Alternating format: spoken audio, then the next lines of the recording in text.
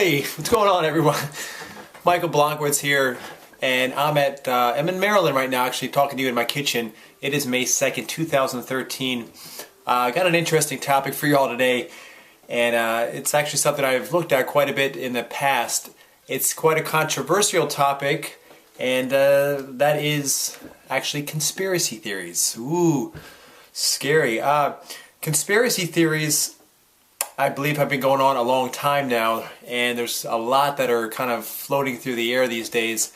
Kind of want to talk to you today about whether they're good, they're bad, or they're stupid.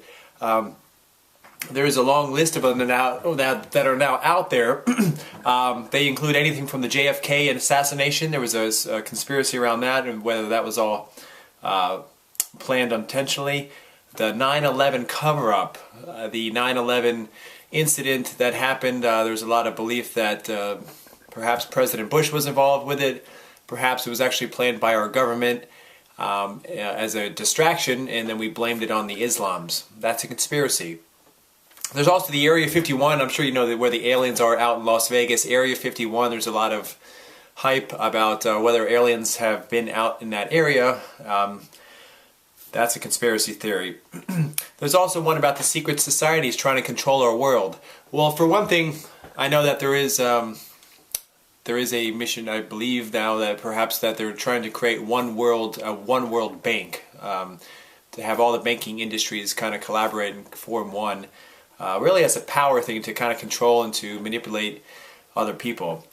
You can take it for what it is. Also, the moon landings were faked. That's a conspiracy theory, that the person that landed on the moon is not real. That those images were put together and enhanced, and that it never actually happened. Interesting. Another one is the CIA and AIDS. There is a conspiracy that AIDS was actually developed by the CIA to actually help control homosexuals and African Americans actually from populating more. Actually trying to eliminate them is really what they were trying to do. I don't know what your take is on that, but I'll leave that alone there. There's also one about the reptilian elite. There's a belief that there's a culture out there called the reptilians. These people are kind of in leader positions, corporate honchos, I guess you could say. Anybody high up in the government, and even actors and actresses are considered to be possibly reptilian. And their belief is that they are here to enslave humans, to try to control them and to instill fear in them.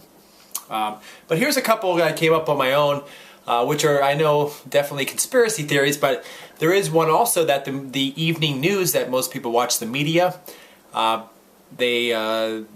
because they portray all of those negative events on TV, most of the times you flip on the evening news and you hear about this murder or that murder, and who got stabbed, and they're talking about basically war, murder, and famine, and fire and destruction. Really, they may once in a while throw in a story of an inspiring story, maybe. But it's probably the shortest clip of them all, right? So why do they do that? There's a conspiracy that they're actually trying to make these to instill fear in the human race. And now with fear, you can control people. Now fear is, really what fear is a loss of personal power. So when you're fearful, you don't really have your power at all. You can't stand in your power. When you're you're more on the survival side. So you tend to obey orders when you're feared. When you're in a fear mode, you tend to obey orders more so than if you were standing in your own power. Does that make sense? So there's a conspiracy about that. There's also a conspiracy that the government wants to actually keep people sick. Okay, there's a big industry out there. It's called the pharmaceutical industry, and basically there's a lot of conspiracy that the whole government is trying to basically control people by not wanting people to be healthy, because there is a lot more profit to be made when people are sick. When people are healthy and taking care of themselves, they're not going to need prescription drugs to better their situation. They're going to be okay on their own.